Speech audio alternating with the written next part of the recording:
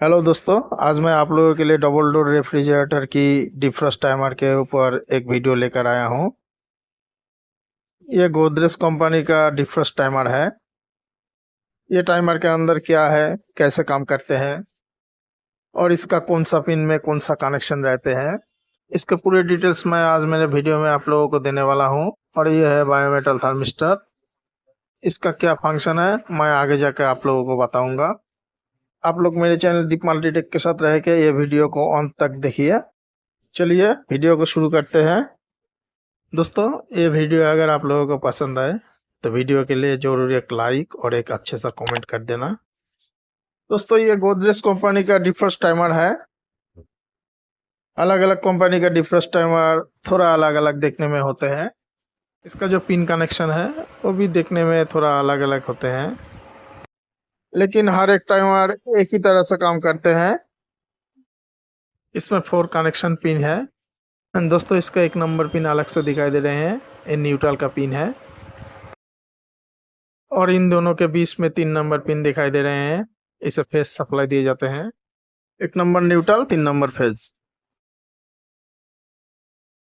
और ये 4 number pin से कंप्रेसर को फेज सप्लाई दिए जाते हैं। जब पिन नंबर 3 के साथ 4 नंबर पिन का कनेक्ट होते हैं तब 3 नंबर से 4 नंबर पर फेज सप्लाई आते हैं। और अब रहेगा 2 नंबर पिन, इससे डिफ्रॉस्ट हीटर को फेज सप्लाई दिए जाते हैं। डिफ्रॉस्ट हीटर में बायोमेटल थर्मिस्टर के द्वारा सप्लाई दिए जाते हैं। दोस्तों, इस टाइमर में जब फेज और न्यूट्रल दिए जाते हैं तब इसके अंदर एक मोटर है, वो घूमने लगते हैं। और इसके अंदर बहुत सारा छोटा बड़ा व्हील है, वो सब घूमने लगते हैं। और यहाँ पे एक केम गियर है, उसको घुमाते हैं। ये केम गियर, इसके अंदर 2 स्विच है, उसे ऑपरेट करते हैं। जब 3 नंबर पिन के साथ 4 नंबर का कनेक्ट होते हैं वो 8 से 10 घंटा तक एक कनेक्ट जुड़े रहते हैं।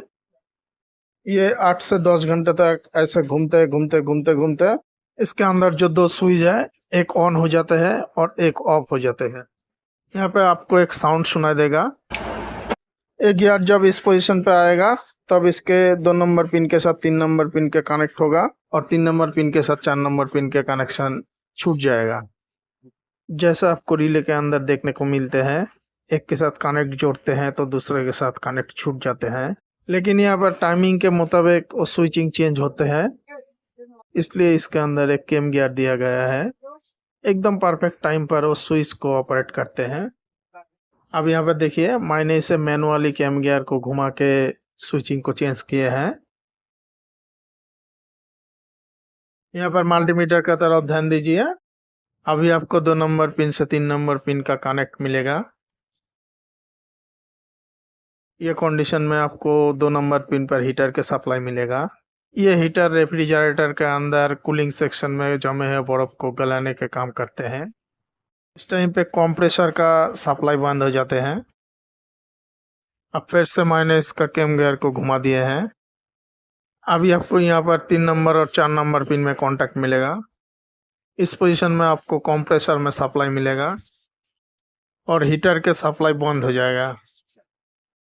देखिए, अब 2 नंबर और 3 नंबर पे कोई कांटेक्ट नहीं है। अभी ये जिस कंडीशन में है, इसी कंडीशन में इसका कंप्रेसर चलेगा और इसका जो डिफ्रॉस्ट हीटर है वो बंद रहेगा।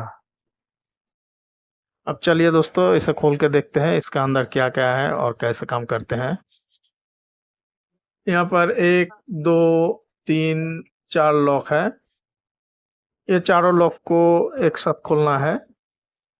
दोस्तों, आप अगर अभी तक मेरे चैनल को सब्सक्राइब नहीं किए हैं तो मेरे चैनल दीप मल्टीटेक को सब्सक्राइब करके बेल आइकन को दबा देना, ताकि मेरे चैनल में आगे जितने भी वीडियो अपलोड होगा उसका नोटिफिकेशन आपको मिले।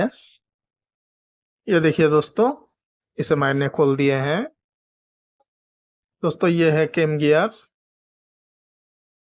इधर देखिए दोस्तों, रिले जैसा तीनों कनेक्टिंग पत्ती दिखाई दे रहे हैं। ये है 2 नंबर पिन डिफ्रॉस्ट हीटर के लिए और 20 का जो पिन है वो कॉमन पिन है। और ये है कंप्रेसर सप्लाई पिन। ये 1 नंबर पिन न्यूट्रल के लिए। ये 2 नंबर पिन से यहाँ पर मोटर के सप्लाई दिए जाते हैं। दोस्तों, यहाँ पे जो 3 पत्ती है, इसके मिडिल पिन में फेस सप्लाई दिए जाते हैं और दोनों साइड में दो पत्ते हैं, कभी इसके साथ कनेक्ट होते हैं, कभी दूसरे के साथ कनेक्ट होते हैं। ये टोटल स्विचिंग के फंक्शन एक कैम गियर करते हैं।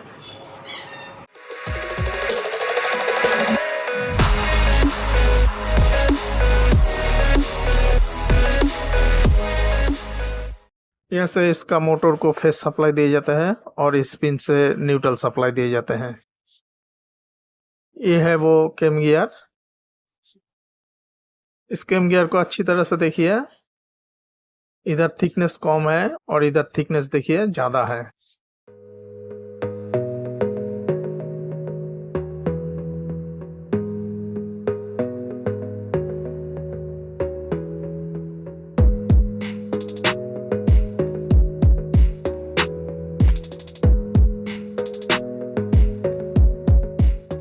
अब यहाँ पर मैं कैम गियर को बिठा के आप लोगों को समझाने की कोशिश करूँगा। यहाँ पर देखिए कैम गियर ऐसे घूमते हैं, आहिस्ता आहिस्ता बहुत स्लोली घूमता है और घूमने के वक्त देखिए इसका जो मिडिल पत्ते हैं उसके साथ इधर का जो पत्ते हैं वो कसते जा रहे हैं, क्योंकि कैम गियर का थिकनेस इधर ज़्यादा है।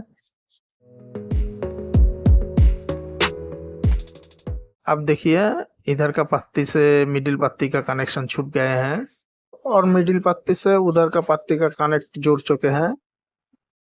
10 to 15 मिनट्स ये पत्ती से कनेक्ट जुड़ा रहेगा। अब जो इसके स्विचिंग चेंज हुए हैं, इस पोजीशन में कंप्रेसर का सप्लाई बंद हो जाते हैं और डिफ्रॉस्ट हीटर का सप्लाई चालू हो जाते हैं। उसके बाद फिर से ये स्विचिंग चेंज हो जाते हैं और कंप्रेसर में सप्लाई जाते हैं और हीटर का सप्लाई बंद हो जाते हैं।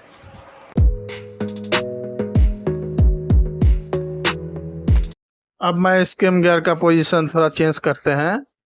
जैसा आप देख पा रहे हैं मैंने थोड़ा सा कैम गियर को घुमाए हैं तो इसका स्विचिंग चेंज हो गए हैं। रेफ्रिजरेटर जब तक चालू रहते हैं सिस्टम ऐसे ही चलते रहते हैं।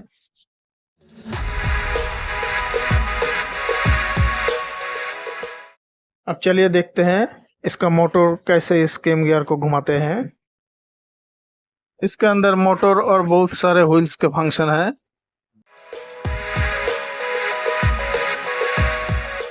ये देखिए ये मोटर का कॉइल है, ये 220 वोल्ट में चलते हैं। घड़ी में जैसे मैकेनिज्म रहते हैं उस टाइप का मैकेनिज्म है इसका अंदर। यहाँ पर जितने भी व्हील देख पा रहे हैं ये हर एक दूसरे को घुमाते हैं और इसके ऊपर जो व्हील लगा हुआ है वो कैम गियर को घुमाते हैं। ये सेट होने के बाद इन दोनों का अटैचमेंट होते हैं यहाँ पर। ये व्हील जब आहिस्ता आहिस्ता ये कैम गियर को घुमाते हैं तो अब कैम गियर टाइम टाइम पे इसका स्विचिंग को चेंज करते हैं। अब आपके मन में एक क्वेश्चन आ सकते हैं कि इसके अंदर इतने व्हील्स क्यों दिए हैं, क्योंकि दोस्तों इतने ज़्यादा व्हील्स के मूवमेंट से ही कैम गियर बहुत स्लोली घूमते हैं। एक तरह से आप ये सब व्हील्स को स्पीड कंट्रोलर भी बोल सकते हैं। इन्हीं व्हील्स के कारण कैम गियर टाइमिंग्स कंट्रोल करते हैं, वरना ये कैम गियर भी मोटर के स्पीडों के साथ बहुत जोरों से घूमते रहते हैं।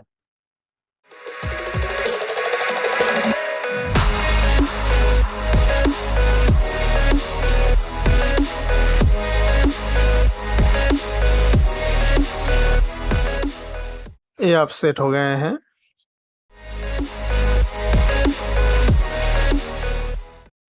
दोस्तों ये है बायोमेटल थर्मिस्टर, इसी से होकर डिफ्रॉस्ट हीटर का सप्लाई जाते हैं।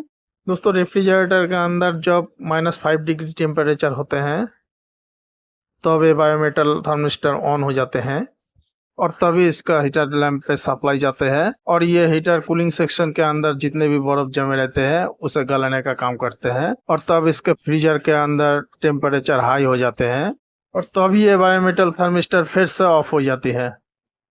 इन दोनों के कारण डबल डोर रेफ्रिजरेटर में डीप फ्रीजर में कूलिंग होते हैं और इसके लोअर चेम्बर में कूलिंग ना होने की प्रॉब्लम दिखाई देते हैं, क्योंकि इसके कंप्रेसर चालू रहते हैं और इसके कूलिंग चेम्बर में बहुत सारा आइस जमने के कारण से रेफ्रिजरेटर के नीचे का जो पोर्शन है उसमें एयर आना बंद हो जाते हैं, इसलिए रेफ्रिजरेटर की लोअर पोर्शन कूलिंग नहीं होते हैं। अब मैं इसे एसी सप्लाई देके दिखा रहा हूँ कैसे ये काम करते हैं। टेस्टर में देखिए यहाँ पे फेज सप्लाई है, यहाँ पर देखिए हीटर कनेक्शन पिन में फेज आ रहे हैं।